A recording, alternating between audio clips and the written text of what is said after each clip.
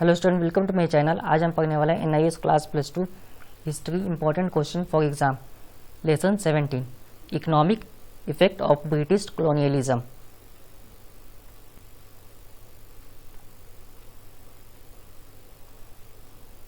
आपके 3 टॉपिक्स पे पेपर में क्वेश्चन आए हुए हैं 10 ईयर्स में। पहला टॉपिक है फ्री ट्रेड, सेकेंड है कमर्शियलाइजेशन ऑफ एग्रीकल्चर, थर्ड है बैटल ऑफ प्लासी। ये पैटर्न है जिसमें आपको 100 मार्क्स के पेपर आते हैं और वर्ड लिमिट होता है 18 क्वेश्चन होते हैं जिसमें 2 मार्क्स 4 मार्क्स 10 मार्क्स के आते हैं।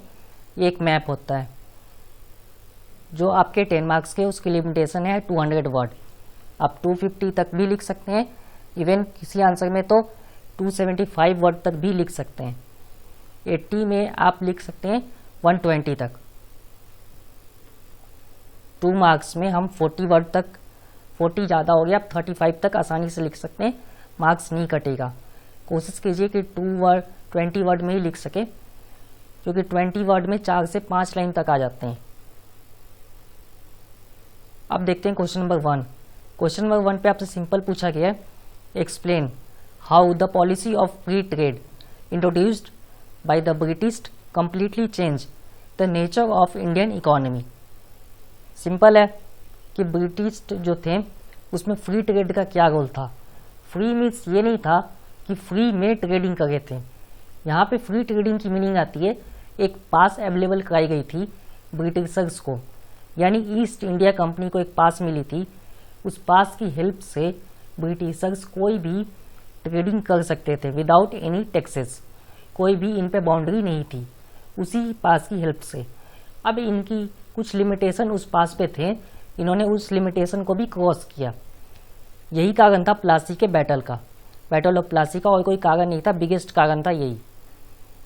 अब ये क्वेश्चन आपसे 2016 में आया हुआ है फ्री ट्रेड का 4 मार्क्स में, तो ऑब्वियसली अब तक ये क्वेश्चन रिपीट नहीं हुआ है। अगर रिपीट होता है तो थोड़ा बहुत लाइनिंग चेंज होगा ही होगा। आपने एक वर्ड बस चेक करना है आंसर में, आपने क्वेश्चन में, और आंसर यही लिखना है, वो वर्ड है फ्री ट्रेड। अगर ये वर्ड दिखता है आपको पूरे क्वेश्चन में, क्वेश्चन ऐसे ही आएगा, 4 मार्क्स में ही आएगा। अगर 10 में आया तो भी यही वर्ड देखना है, फ्री ट्रेड, और आंसर सेम लिखना है। Free trade replace the policy of Indian colonialism with a due policy. First, it open up Indian market to cheap bulk products and machines. यहाँ सिंपल बोला गया है, यहाँ पे बोला गया था फ्री ट्रेड। फ्री ट्रेड में जो मार्केट सिस्टम थी उसमें डबल पॉलिसी लेकर आए वो। अब डबल पॉलिसी थी क्या? वो सिंपल थी डबल पॉलिसी आपकी कि ब्रिटिशर्स इंडियंस को ब्रिटिश में कोई भी प्रोडक्ट बेचने नहीं दे गए थे।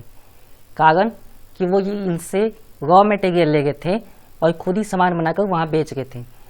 तो जब वहाँ खुद ही सामान बिकेगा तो इंडियंस कैसे बेचेंगे? और इंडियंस का प्रोडक्ट्स बहुत महंगा था अकॉर्डिंग टू ब्रिटिश, उस टाइम के अकॉर्डिंग, तो इसलिए कोई ले नहीं रहा था। अब इंडियन मार्केट्स में भी सेम प्रॉब्लम थी इनके साथ, और महंगा होने के कारण पूरे ब्रिटिश में इंडियन प्रोडक्ट के लिए बैन कर दिया गया। सेकंड, लास्ट में यही शो किया गया है कि ब्रिटिशर्स ने बिजनेस बंद नहीं होने दिया इंडियंस का, उनका रॉ मटेरियल हमें दे दो, जो भी रॉ मटेरियल्स है हम उससे प्रोडक्ट बनाएंगे और हम ही बेचेंगे। तो इंडियंस के पास कोई और ऑप्शन नहीं था और इंडियंस ने यही स्टार्ट किए। तो आप सोच सकते हैं डबल पॉलिसी क्या थी। खुद की ट्रेडिंग को अच्छे से चलाने के लिए जो ट्रेड मार्केट में था उस सबको स्टॉप करवाया।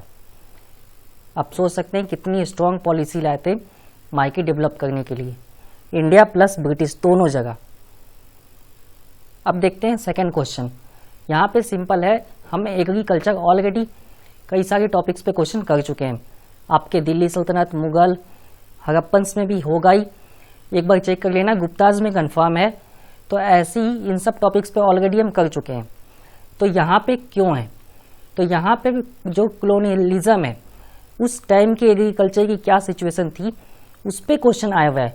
तो आपने आंसर को चेक करना है कि वो एग्रीकल्चर किस टॉपिक का है, क्योंकि आंसर के स्टेटमेंट में थोड़ा बहुत फर्क सब में है।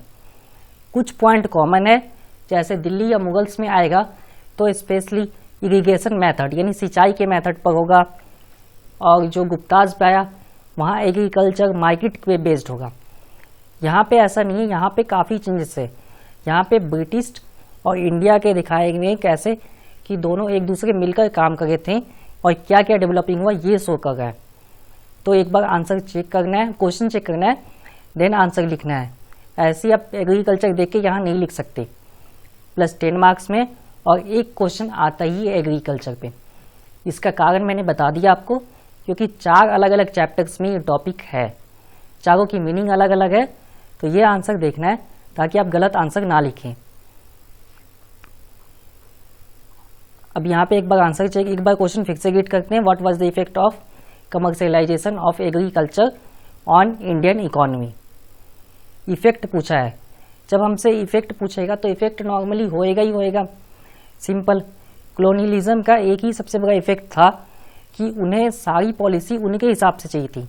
इंडियंस जो कर रहे थे उन्हें पसंद ही नहीं था, तो इस करके इफेक्ट ज़्यादा पड़ा इंडियन एग्रीकल्चर सिस्टम पे। अब आंसर में एक बार चेक करते हैं कि स्टेटमेंट में क्या क्या सही है और कौन कौन से न्यू पॉइंट्स यहाँ पे एडिंग है। The colonialism administration gave rise to the commercialization of agriculture which improved the condition of peasant many places। अब यहाँ पे सिंपल आपसे बोला गया है कि इम्प्रूव किया गया एग्रीकल्चर को। कैसे?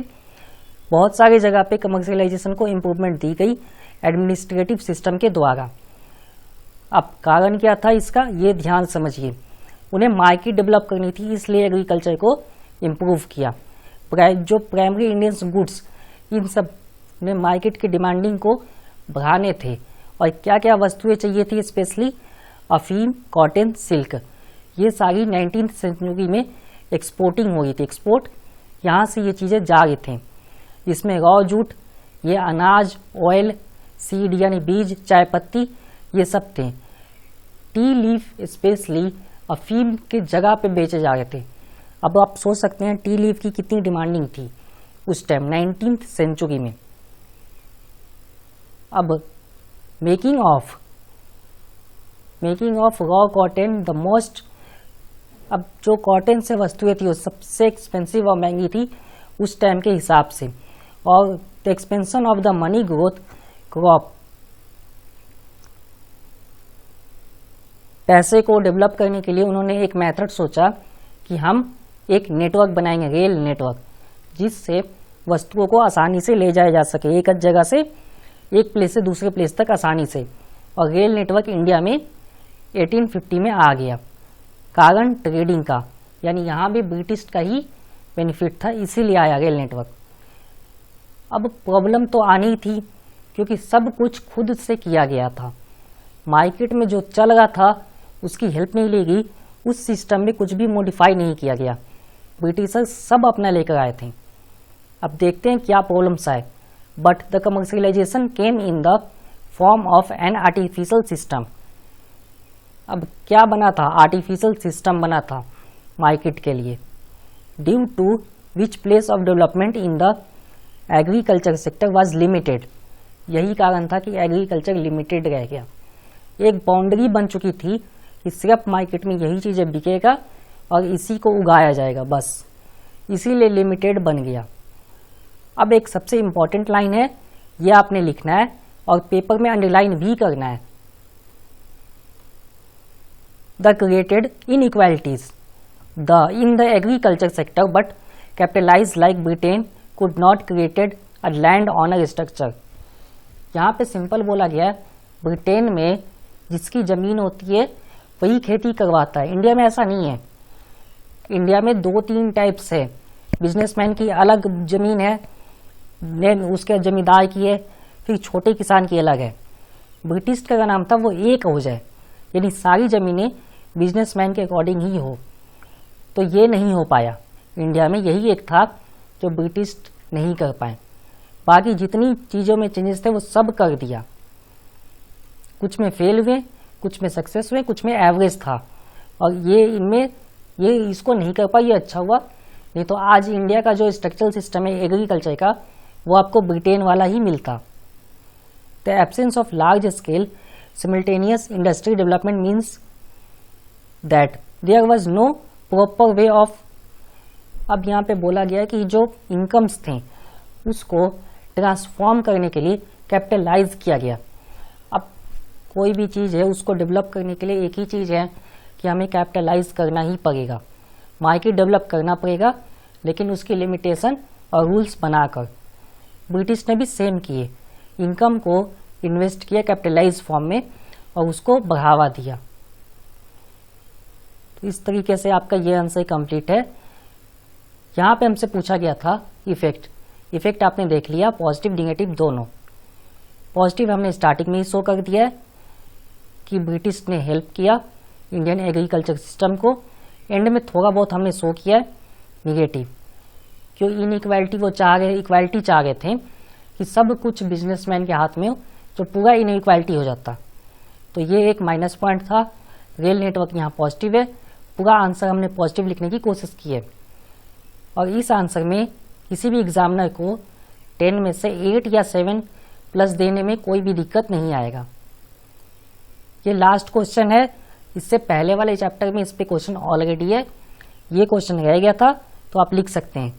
पेपर में ये आया हुआ नहीं है इसीलिए मैंने डेट मेंशन नहीं किया है, पर चांसेस हैं अगर आता है बैटल ऑफ प्लासी वर्ड तो आप सेम आंसर लिख सकते हैं।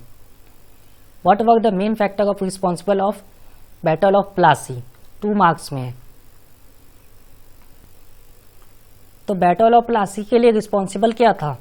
सिंपल रिस्पॉन्सिबल था ब्रिटिश की अपनी थिंकिंग, मिसयूज ऑफ दस्तक। एक पास मिली थी, वो पास ये था कि फ्री ट्रेडिंग करना है, आप कर सकते हैं free trading without any taxes. उसका बहुत ज़्यादा मिसयूज किया, उसके कारण नवाब गुस्सा हुए और बैटल ऑफ प्लासी हुआ। यही एक रीज़न था, बिगेस्ट रीज़न। 2 मार्क्स में इससे ज़्यादा नहीं लिख सकते। उम्मीद है इस चैप्टर से आपकी हेल्प होगी पेपर में प्रैक्टिस के लिए। क्वेश्चन के कॉन्सेप्ट पता लग चुके हैं और हर चैप्टर में 3-4 क्वेश्चन मैंने कराए हैं, तो ऑलरेडी 17 चैप्टर हुआ, तो आप काउंट कर सकते हैं कितने क्वेश्चन। और इतने प्रैक्टिस करने के बाद मुझे नहीं लगता कि कोई भी स्टूडेंट हिस्ट्री में फेल होएगा। इवन सब के सब पास हो सकते हैं अगर 1 घंटे भी प्रैक्टिस कर ले तो। वीडियो देखने के लिए धन्यवाद। अगर चैनल पर नए हैं तो सब्सक्राइब कीजिए, वीडियो अच्छा लगा तो लाइक कीजिए। कोई भी क्वेश्चन हो तो कमेंट में बताइए। वीडियो में आपको लग रहा है कोई क्वेश्चन छूट चुका है मुझसे तो वो कमेंट में लिख सकते हैं। वीडियो देखने के लिए धन्यवाद। नेक्स्ट वीडियो में मिलेंगे।